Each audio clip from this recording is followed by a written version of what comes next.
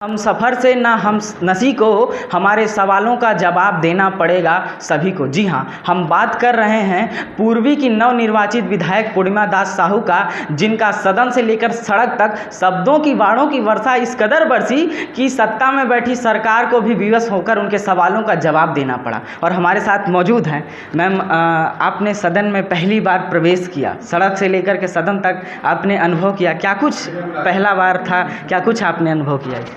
अनुभव यही है कि मैं सदन में पहली बार गई और सदन में मैं एज अ स्टूडेंट पहुंची थी, क्योंकि वहाँ जितने भी माननीय लोग थे सभी वरिष्ठगण थे और दिग्गज नेतागण आप कह सकते हैं। तो उनसे मुझे बहुत कुछ जो है सीखने को मिला है और वही सीख को मैं आगे अपना प्रयोग करूंगी कि कब मुझे क्या करना है, क्योंकि कोई भी बच्चा जो है गर्भ से सीख कर नहीं आता है, आगे चलकर बढ़कर ही बहुत चीज़ें सीखने को मिलती है और सीखते रहना चाहिए। बस वही कर रही हूँ मैं, सीख कर अपने जनता, अपने क्षेत्र की जितनी जनता है उनकी समस्याओं को सदन के पटल पर रखने का काम कर रही हूँ।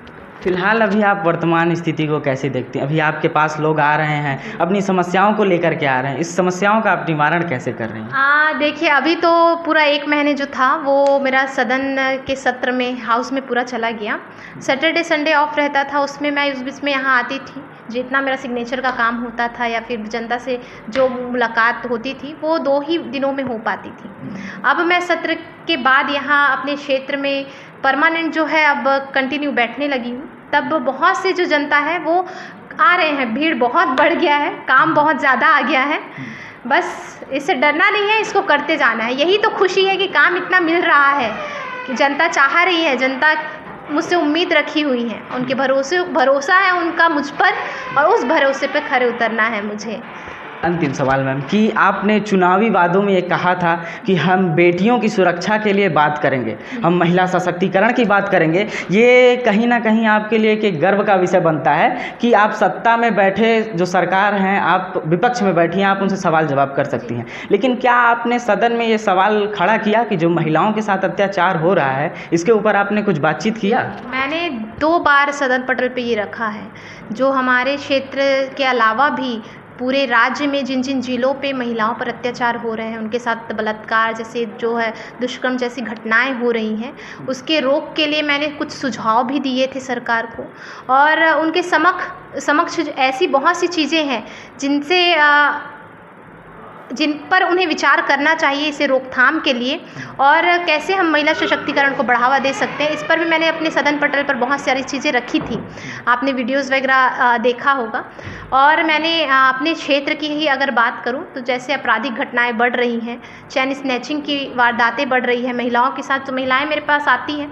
मैंने एसएसपी सर से भी मुलाकात की है इसके समक्ष कि आप चैन स्नैचिंग की जो वारदातें हैं उसके लिए आप पेट्रोलिंग की जो व्यवस्था है उसे बढ़ाइए, आप जो पीसीआर वैन है उसे बढ़ाने का काम कीजिए। तभी जो है सभी जगह अगर खुद थाना प्रभारी पीसीआर वैन में निकलेंगे तो कहीं ना कहीं फ़र्क दिखेगा। और बहुत सारी ऐसी चीज़ें थी जिस पर काम करना ज़रूरी था, शासन को भी प्रशासन को भी। तो हमने अपने सुझाव के साथ उनके समक्ष जो है सारी समस्याओं को रखा है। पटल की आपने बात किया, जलापूर्ति की आपने वहाँ पे उठाया था, मोहर्दा जलापूर्ति की, सरकार ने विवश होकर के आपके सवालों का जवाब दिया, वो अनुभव आपके लिए कैसा रहा? जी, हम प्रश्न भेजते हैं, प्रश्न का जवाब आता है हमें।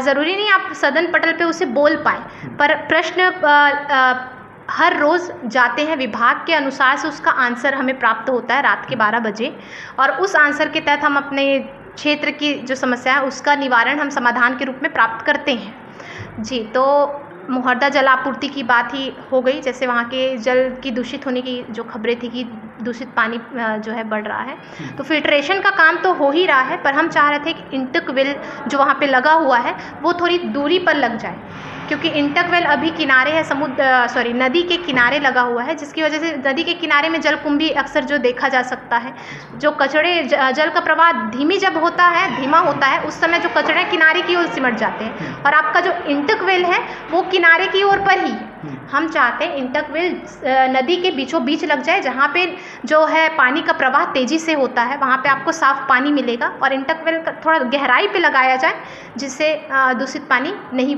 सप्लाई होगा। देखिए कि ये हैं पूर्वी की विधायक पूर्णिमा दास साहू, जिनके शब्दों की वर्षा इस कदर हुई, या चाहे वो सत्ता में बैठे कोई भी विधायक हो या कोई भी नेता हो, वो बिना डरे निडर होकर के अपने शब्दों से उस सदन को हुंकार से भर दिया। ऐसे ही तमाम खबरों के लिए बने रहिए हमारे साथ। आयुष अस्थाना, सत्य समाचार, जमशेदपुर।